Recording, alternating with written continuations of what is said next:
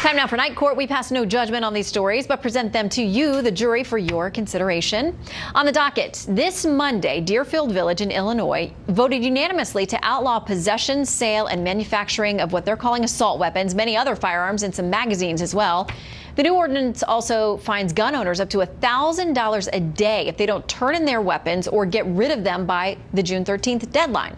Now, one resident of the town and two gun owners advocacy groups are filing suit. So our legal eagles are here to break down the case. David Bruno, a criminal defense attorney who is arguing for the ban to be upheld, and Emily Compagno, a former criminal defense attorney who is arguing against the assault weapons ban. Welcome to you both.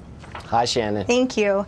Okay, I want to start by reading a little bit of what we've got from the Second Amendment Foundation. They're one of the plaintiffs in the case. They say this: while the village is trying to disguise this as an amendment to an existing ordinance, it is in fact a new law that entirely bans possession of legally owned semi-auto firearms, with no exception for guns previously owned or any provision for self-defense. It certainly puts lie to the claims by anti-gunners that nobody is coming to take your guns. David.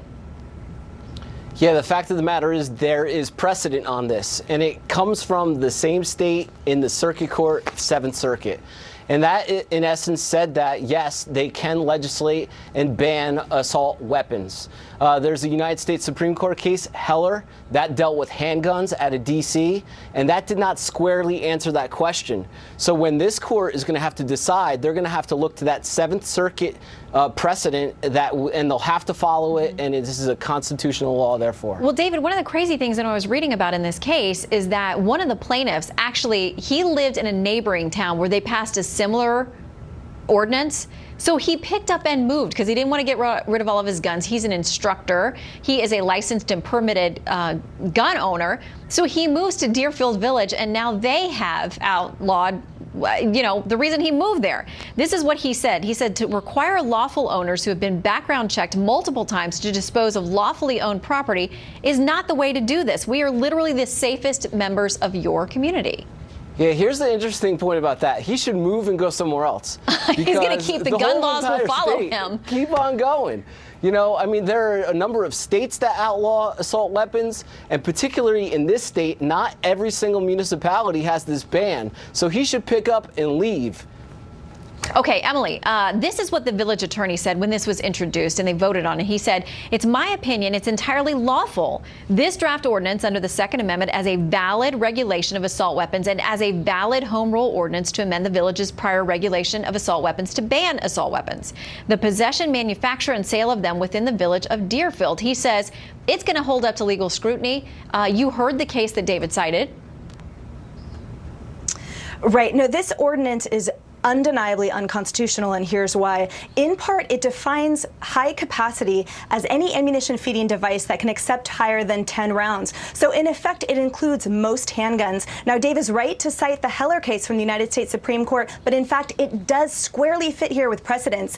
They reasoned that the Washington, D.C. ban on handguns and regulation that lawfully owned rifles and shotguns was unconstitutional because, as they ruled, the Second Amendment protects an individual's right to possess lawful firearms unconnected with a militia for traditionally lawful purposes such as defending themselves in the home. Now, obviously, Washington, D.C. is federal jurisdiction, so in 2010, the Supreme Court ruled that, yes, it does apply to the states, which means here the states cannot infringe on an individual's Second Amendment right. This will not pass muster. All right, well, the mayor there says this: we hope that our local decision helps spur state and national leaders to take steps to make our communities safer. She has said, that's Harriet Rosenthal, that she really hopes this will inspire other places to do the same thing. We noted that the neighboring town did it. That's why the plaintiff moved to this one. David says he hopes that it continues on. I mean, Emily, what do you think are the long-term implications of this if the court upholds this ordinance and says, yeah, this is fine, townships can do this?